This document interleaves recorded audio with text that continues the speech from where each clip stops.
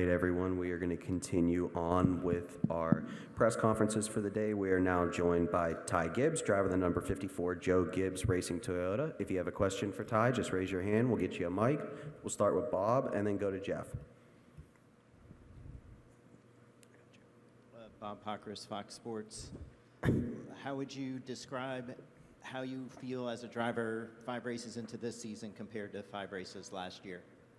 Just experience and getting more time on the track is what's really important for me, and being able to have the experience has been very valuable in my career. Of course, we only have 20 minutes of practice, so got to make the best of that, but over time you get more experience and it helps more and more. So I feel like I've been working really hard, my team's been working really hard, and they've been doing a really great job with the setups, and I feel like I've been doing a great job with the feedback, so it's just kind of working, and as it should be, right, when you work hard. So we just keep it going and try to keep figuring it out, and hopefully we can start winning. And you lead the series with 4 top 10s. What does that say about you and what you're doing? It's been great. Yeah, kind of, it's just been really good. My team's been doing a great job. We've all been working really well together. I've been having a lot of fun racing in the Cup Series, and it's really cool. Yeah, I'm a little smaller here, so we're going to get the bigger chair up here. Yeah. This one's a lot bigger. Hopefully everybody can see me. Ty, unless I'm remembering wrong, I feel like by the time you showed up on our radar in stock cars, like you were already fast on road courses. So at what point in learning how to drive or your development was the breakthrough for you where you're like, okay, I'm pretty good on these type of circuits?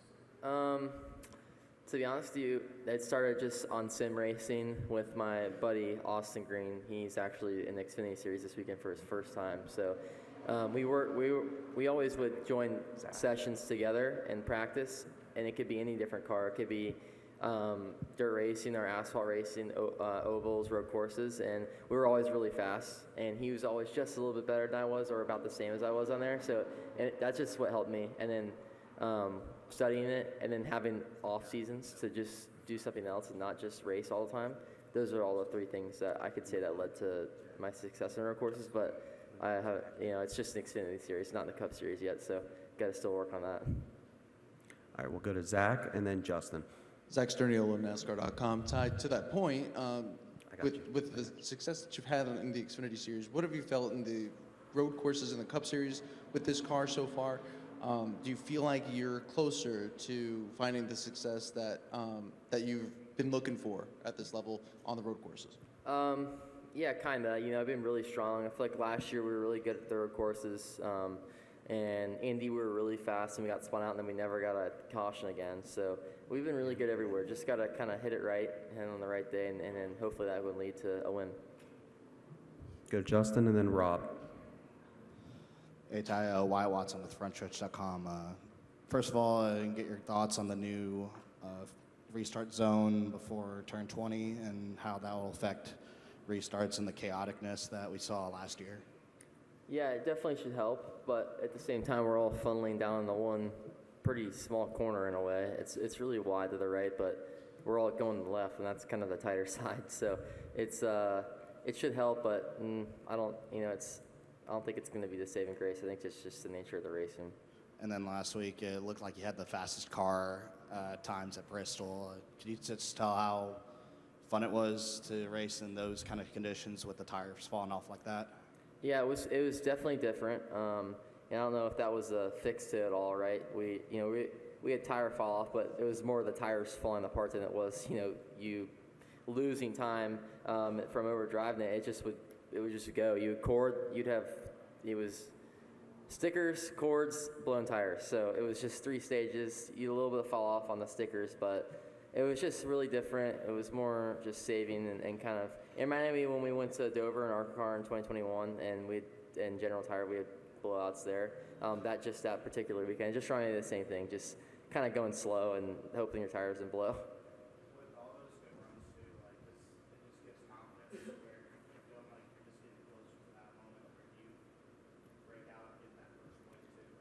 Yeah, I feel like I've said in the past, going off of, I don't really feel like it spikes my confidence. I just feel like I work hard every week, and I love racing, and I try to go at it every week. And if I can't, then I just finish the best I can, and that's just the way I look at my career. We'll go to Rob and then Jerry. Rob T. Johnson from thepodiumfinish.net. Ty, I'm just kind of curious, first of all, what's it like to evolve your relationship with crew chief Chris Gale? And then secondly, just the remarkable consistency, these 4 top 10s in a row. Like, what's it like to have this dream start to your season? Yeah, it's really great. I've worked really well with Chris Gale. He's been my my crew chief for the past couple of years since 2021. So he's been working with me for a minute, and I feel like we've got a good connection. Also, my engineer Kyle Abrams has been really working well with us. He's been with me. Also, he's been with Chris Gale for the last, since 2021. So we've all been working really good together, and we're going to keep hammering down. Jerry, then Alan. Jerry Jordan, kicking the tires.net.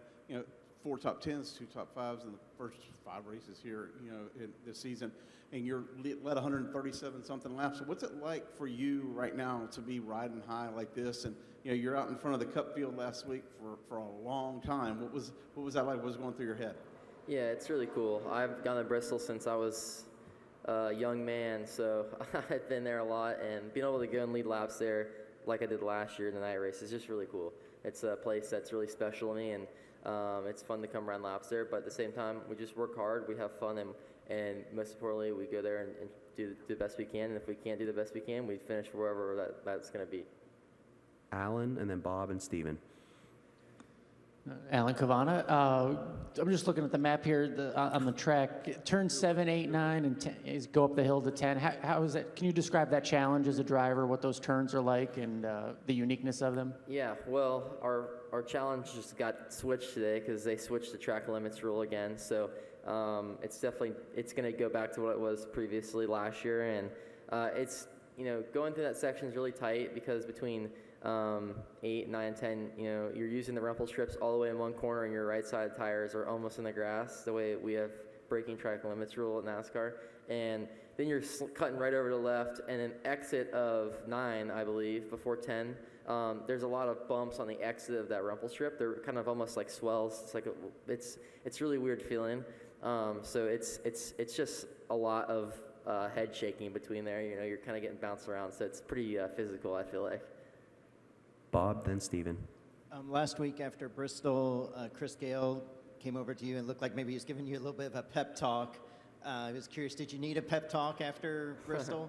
Chris really cares a lot about me and about the racing and the team, and he's really supportive, and he wants to win as much as I do every single weekend. So him having to be able to talk to me, we just, it's one team. It's not just me driving. I don't just deserve the win. He does as well. So if anything, he might have been, it helped him out too, talking to me, and we're just one big team. So, I definitely could use a pep talk here and there just to keep me back in shape, but I feel like I'm pretty solid outside of that.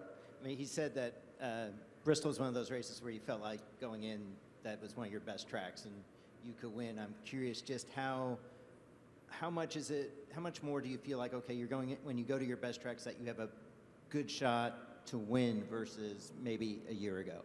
Yeah, I think just having more experience, like I said previously, is what's really helped. Bristol's probably the most amount of track time I've had at that single track on the NASCAR schedules between ARCA, K&N, and I did some late model stuff there. So it's just really helpful to have experience there. I feel like it would be a lot different in the way of learning to have 350-minute practices like they used to do 5 years ago. So right now you just have to use all the valuable sim time you can and study and go after it.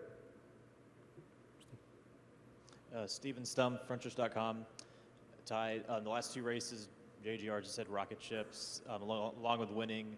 You guys all 4 of you guys led 50 laps at Phoenix. You guys were 1, 2, 3, 4 at Bristol towards the end of the race at one point. Can you describe the dynamic in terms of, I guess, working together between you, Martin, Denny, and Christopher, and if that's maybe a contributor to why you guys have been so well the last 2 races? Yeah, first of all, we need to give all the thanks to Jukka's Racing on our aero department, alongside with Toyota with this new Camry XSC body. They've done just a great job with it, and seeing the work paid off is really great, and I'm happy for all those guys. And then our team is great. We have a lot of great teammates. A lot of different characters, which is really cool, and I think that's really helpful in a team. I feel like we all think differently. We all come from pretty different backgrounds, I feel like. So it's good atmosphere there, and going to the drivers' meetings on Monday, I can tell that we all want it just as bad as each other do. So all the great feedback, it just only helps us get better and better. Thank you. Yep. Did I miss anyone with a question for Ty? We got one in the back there.